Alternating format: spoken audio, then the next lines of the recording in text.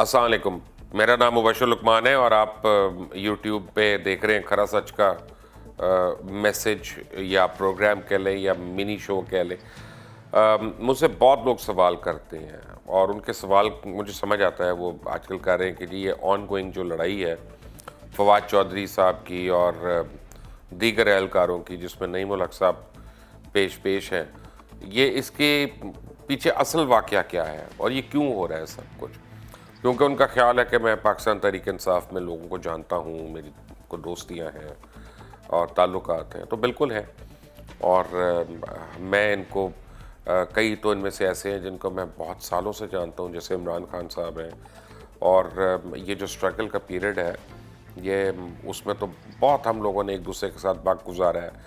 और ज़रूरी नहीं कि हर वक्त आपकी हर एक से दोस्ती होती है या हर एक के आप करीब होते हैं, बट आप लोगों की रिस्पेक्ट ज़रूर करते हैं, आप चाहे उनसे करीब हों चाहे उनके दूर हों।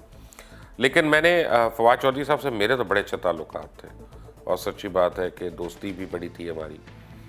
लेकिन जब से वो वज़ीर बने, अनफॉर्चुनेटली चौधरी साहब जो है वो अपने दोस्तों से दूर होते गए। ना सिर्फ मैं बल्कि उनके कुछ और दोस्त भी, उनका भी यही कहना है उनके मतलब। उसकी एक वजह जो है वो ये समझ आती है कि शायद उनको बहुत जल्दी बहुत बड़ा एक रुतबा मिल गया और वो जो है उसके मुतहम्मिल नहीं हो सके। दूसरी बात यह है कि शायद उनको लगे उनके दोस्त उनके लिए लायबिलिटी हैं।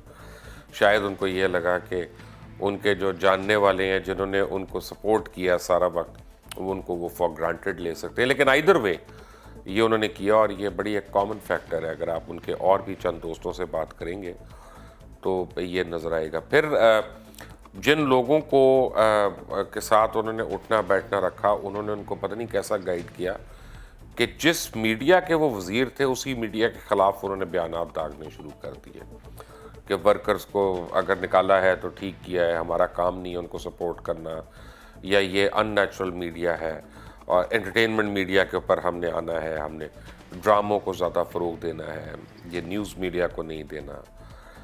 आज तक कभी मैंने तो अपने होश में जितने भी इंफॉर्मेशन मिनिस्टर्स देखे हैं, और इंक्लूडिंग पाकिस्तान मुस्लिम लीग नवाज़ के जो थे 2 मिनिस्टर्स रहे, एक मरियम औरंगज़ेब साहिबा थी, उससे पहले परवेज़ रशीद साहब थे, मीडिया को उनसे कभी तकलीफ़ नहीं हुई। मीडिया में चंद एक लोगों को ज़रूर हो सकती है कि जैसे हमें हो या मुझे हो, लेकिन एट लार्ज मीडिया को उनसे कोई प्रॉब्लम नहीं थी। उनको प्रॉब्लम हुकूमत में कुछ लोगों से थी या इस्टेब्लिशमेंट के कुछ लोगों को होगी उनसे, लेकिन generally media was very happy with them. और उनकी एक्सेस थी और उसके बाद उनकी जो अप्रोच थी, ब्रिज करते थे गैप्स को between government and the media. अब पिछले इतने महीने में मैं समझता हूँ कि पाकिस्तान तहरीक इंसाफ ने बहुत मेजर अचीवमेंट्स की हैं। अभी यानी अगर मैं अभी उन अचीवमेंट्स को गिनवाना शुरू कर दूं तो वह आउट ऑफ कॉन्टेक्स्ट होंगे। उसके लिए पूरा एक मुझे अलग शो करना पड़ेगा ये बताने के लिए कि पिछले 4-5 महीने में इमरान खान की हुकूमत के क्या क्या अचीवमेंट्स हैं। सबसे बड़ी बात है कि पाकिस्तान वो मुल्क जो आइसोलेटेड था पूरी दुनिया में, उसका कोई दोस्त नहीं, कोई उसका वली वारस नहीं, हर एक हमारा दुश्मन हमें हर जगह नज़र आता था। सडनली आप अमेरिका के करीब हो गए हैं, सडनली आप सऊदी अरेबिया के बेस्ट फ्रेंड हो गए हैं, वो आके $20 बिलियन इन्वेस्ट करना शुरू हो गया है। चाइना जो है वो उसको मंजूर है कि आप दूसरे ममालिक की इन्वेस्टमेंट जो है वो लेके आएँ और सी पैक के अंदर इंट्रोड्यूस करें। इंडिया जो है उसको जब आपने तंबीह की तो वो खड़ा हो गया अपनी जगह पे और अब उसके बाद वहाँ से रिट्रैक्ट भी कर रहा है और आपकी बात सुनने को तैयार है और बड़ी उम्मीद है कि इंशाल्लाह आइंदा कुछ दिनों में डायलॉग टेबल पे भी आ जाएगा। अफ़गानिस्तान को भी एहसास हो गया कि बग़ैर पाकिस्तान की हेल्प के हम यहाँ पे अपने मामलात को हल नहीं कर सकते। ईरान वक्ती तौर पे अभी हमसे नाला है, लेकिन वो ईरान और सऊदी अरेबिया की आपस की जो मसाइल है उसकी वजह ज़्यादा है और पाकिस्तान की अपनी वजह उसमें कम है। लेकिन मैं ये देखता हूँ कि गवर्नमेंट की जितनी भी अचीवमेंट्स हैं वो इंफॉर्मेशन मिनिस्ट्री जो है वो उसको कैपिटलाइज करने से नाकाम रही है। उसकी वजह यह है कि अगर मेरा इंटरेस्ट हो, मैं लोगों के ऊपर जुगत मारता रहूं हर वक्त एज अ मिनिस्टर, या मैं तू मैं करता रहूं, या मुझे वो लगे कि जी मैं शाहज़ादा शाह का वफ़ादार हूँ, मुझे ये प्रिटेंड करना है, तो ऑब्वियसली जो अचीवमेंट्स हैं, शेख रशीद की मिनिस्ट्री में बहुत अचीवमेंट्स हैं, शाह महमूद की मिनिस्ट्री में बहुत अचीवमेंट्स हैं, जो है मुराद सईद की मिनिस्ट्री जो है उसमें बहुत अचीवमेंट्स हैं। पंजाब के अंदर कई मिनिस्ट्रीज़ हैं जिसमें बड़ा खातिर खा काम हो रहा है, चाहे वो मियाँ असलम हों, चाहे वो सिप्तैन साहब हों, इन सारों की वजारतों में बहुत ज़्यादा काम हो रहा है, लेकिन बताया नहीं जा रहा। क्यों? क्योंकि इंफॉर्मेशन मिनिस्ट्री जो है वो लगता है कि हर एक से हालत जंग के अंदर है, and this is not right. हुकूमत एक बड़े थिन मार्जिन के साथ बनी हुई है, चंद सीटों के मार्जिन के साथ बनी हुई है। इसमें हुकूमत को बना के भी रखनी है हर एक से, और ये काम इंफॉर्मेशन मिनिस्ट्री का और इंफॉर्मेशन मिनिस्टर का होता है कि वो हर एक को पेप टॉक भी करता है, खुश भी रखता है, या उनको गले मिलते रहते हैं, आप उससे करते हैं। अब हालत ये है कि मीडिया के ऊपर जो वर्स्ट हाल है वो फवाद चौधरी साहब के ज़माने पे आ गया। मुझे नहीं पता उनका डायरेक्ट उसमें हाथ है कि उनकी नसीब ख़राब है, हो सकता है कुछ भी हो।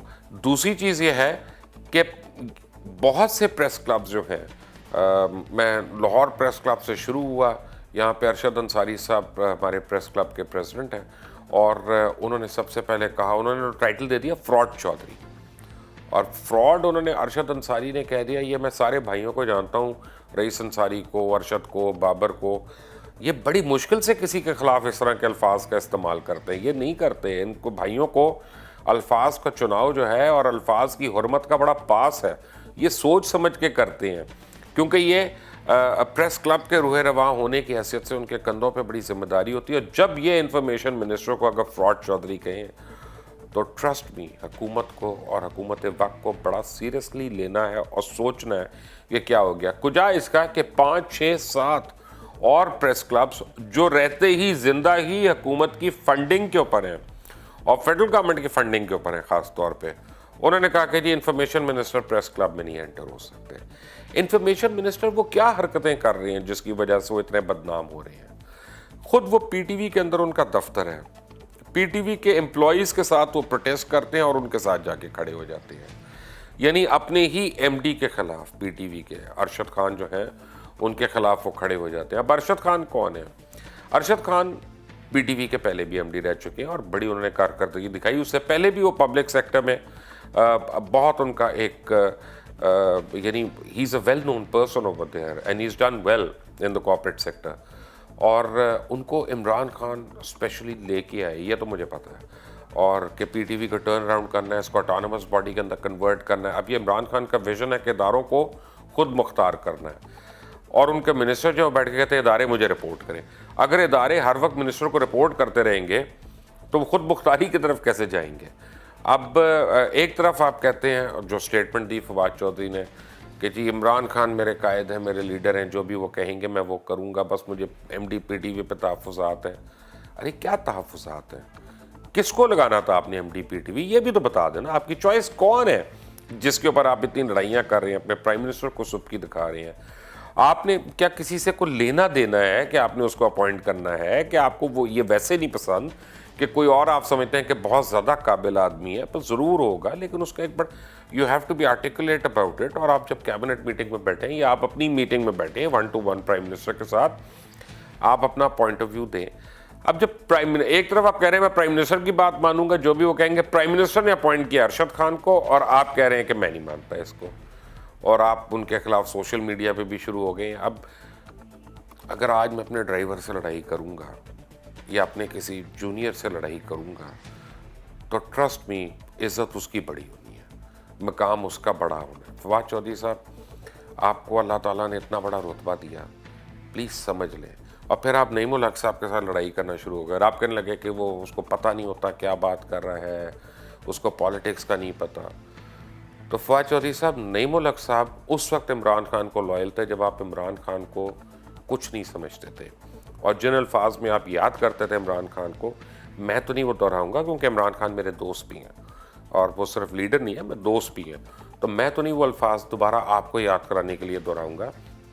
लेकिन उस वक्त भी नईमुल हक इमरान खान को लॉयल थे, और जब सब लोग मजाक उड़ाते थे, हम लोग भी उनमें से होते थे कि यार ये टांगा पार्टी है, ये कैसे बनेगी। तो जो चंद लोग जिनमें से आज कुछ दुनिया में नहीं है, चाहे वो एहसन रशीद हों और कुछ हैं जैसे उमर चीमा हैं, और जैसे ये नईमुल हक हैं, और जैसे सैफुल्लाह नियाज़ी हैं, ये सारे लोग जो थे ये गोल्डी वगैरह जितने दोस्त हैं, यूसुफ सली साहब, ये कहते थे नहीं इमरान खान एक दिन बनेगा वज़ीर आज़म और एक दिन इंशाल्लाह तहरीक इंसाफ हुकूमत में आएगी, तो आप मजाक उड़ाने वालों में से होते थे। तो नईम साहब की इतनी ज़रूर रिस्पेक्ट करें कि जिसने आपके लीडर का इतना साथ दिया हो उसको आप पब्लिकली उसको मत करें। My public message to the information minister is कि आप इस वक्त खुद अपनी हुकूमत के लिए और अपनी वजारत के लिए सबसे बड़ी लायबिलिटी बने हुए हैं। प्लीज़ अपनी ज़ुबान को और अपने ख़यालात को थोड़ा मीठा करें, थोड़ा शीरीं करें, वरना बड़ा मुश्किल होगा। और याद रखें, टुमारो इज़ अनदर डे। ये जो गुजर गया वक्त ये वापस नहीं आएगा। और फिर सिर्फ ये ना हो कि अब वो पुरानी कहावत है कि अब चिड़ियाँ चुग गई खेत, अब पछतावे क्या हवत जब चिड़ियाँ चुग गई खेत, तो फिर ये मैं और आप अपना ये बातें ना करते फिरें। अल्लाह हाफ़िज़। आप देख रहे हैं मुबशिर लुक़मान यूट्यूब चैनल, और अगर आप इस चैनल से बराह रास्त मुस्तफ़ीद होना चाहते हैं, आप चाहते हैं हमारी ब्रेकिंग न्यूज़ खबरें और प्रोग्राम्स आप तक पहुँचते रहें अनइंटरप्टेड, तो ये बेल आइकॉन को प्रेस करें और सब्सक्राइब का बटन दबा लें ताकि अनइंटरप्टेड आपको खरा सच और खरा सच की जितनी भी लेटेस्ट न्यूज़ होंगी, अपडेट्स होंगी, वो मिलती रहेंगी।